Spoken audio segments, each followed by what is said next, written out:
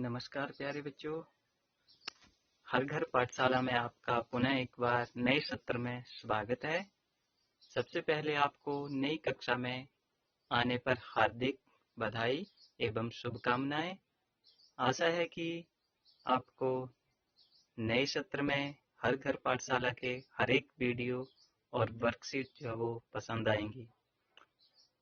बच्चों, जैसे कि आप जानते हैं कि हर घर पाठशाला के माध्यम से जो वीडियोस आपको दिए जा रहे थे वो आगे भी इस सत्र में जारी रहेंगे, क्योंकि कोविड की महामारी जो है वो लगातार विकराल रूप धारण करती जा रही है। तो विद्यालयों में बच्चों का आना अभी संभव नहीं हो पा रहा है, इसलिए आप सभी घर में सुरक्षित रहें और हर घर पाठशाला के माध्यम से जो वीडियो और वर्कशीट आपको दी जा रही है उन्हीं से आप जो है वो पढ़ाई जारी रखें। आपको विद्यालय से नए सत्र में नई कक्षा की पुस्तकें मिल गई होंगी।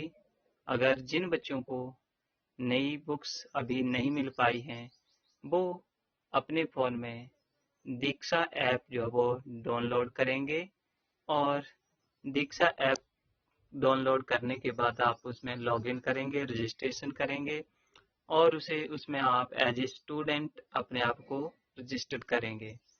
दीक्षा ऐप को खोलने के बाद जो है वो आपके सामने सारी की सारी क्लासों की बुक्स जो है वो उपलब्ध हो जाती हैं। उन्हें खोलने के बाद जो है वो आप अपनी कक्षा का चुनाव करेंगे। जैसे कि आप स्क्रीन में देख रहे होंगे, ऊपर कक्षाएं लिखी हैं, उन सबसे ऊपर मीडियम लिखा है और मीडियम के आगे मीडियम में आप सिलेक्ट करेंगे अपना।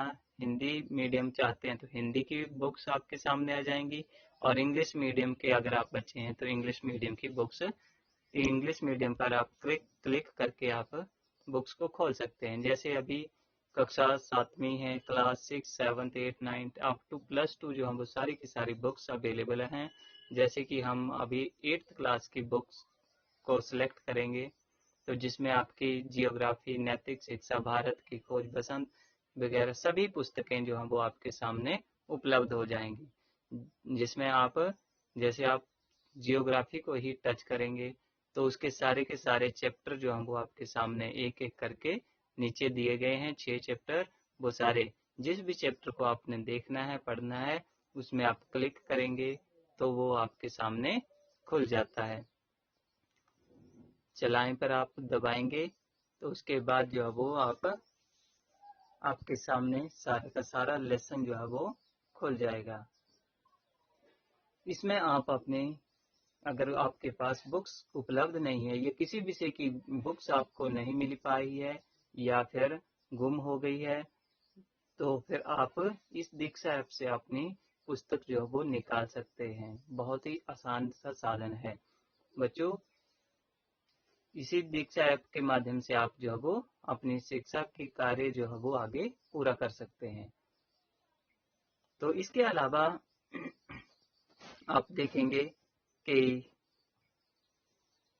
हर घर पाठशाला के माध्यम से हम पिछले कुछ समय में जो हमने पढ़ाई करी है उसमें कुछ कमियां भी रह गई थी या कुछ टॉपिक हमारे से छूट गए थे या जिन्हें हम नहीं पढ़ पाए थे, तो फिर उन विषयों को हम सबसे पहले जो है वो यहाँ पर कवर करेंगे।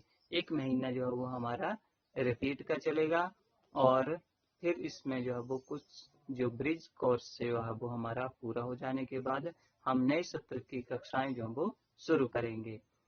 तो सबसे पहले हम सामाजिक जीवन और सामाजिक विषय जो है वो हमारा सामाजिक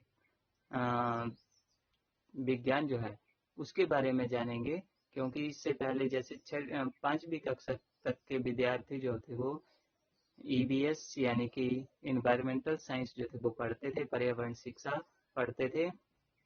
उसी को आगे जो है वो सामाजिक विज्ञान में यानी कि सोशल साइंस में बदल दिया गया है। सोशल साइंस 6वीं में आकर, 7वीं में और 8वीं में आकर जो है वो 3 अलग अलग खंडों में विभाजित हो जाते हैं, जिसमें आपकी पुस्तकें एक जियोग्राफी की हो जाती है, दूसरी दूसरी आपकी हमारे अतीत की है, और तीसरी जो है फिर आपकी हमारा सामाजिक एवं राजनीतिक जीवन की आती है।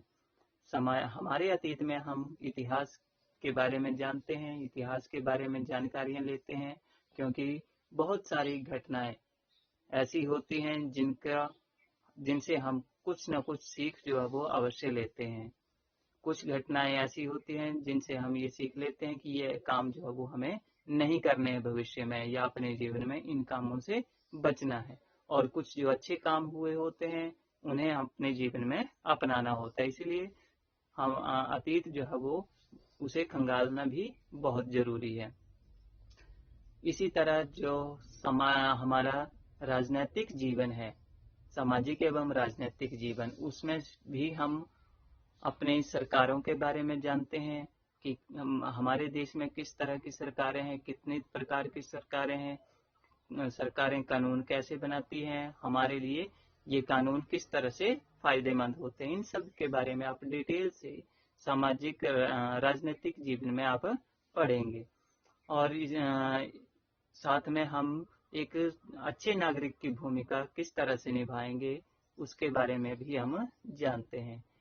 इसके अलावा जो तीसरा भाग होता है, हमारा तीसरा खंड जो है वो है भूगोल, जियोग्राफी का।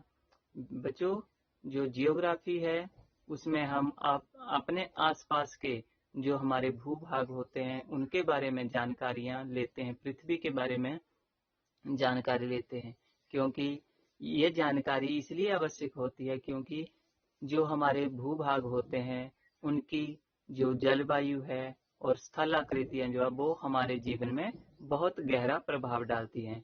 ये स्थलाकृतियां और जलवायु ही ये निश्चित करती है कि हमारा पहनावा किस तरह से होगा, हमारा खान पान किस तरह से होगा, हमारा बोलचाल किस तरह से होगा। तो ये सारे का सारा जो है वो हमारे जीवन में कुछ न कुछ प्रभाव जो है वो अवश्य डालते हैं।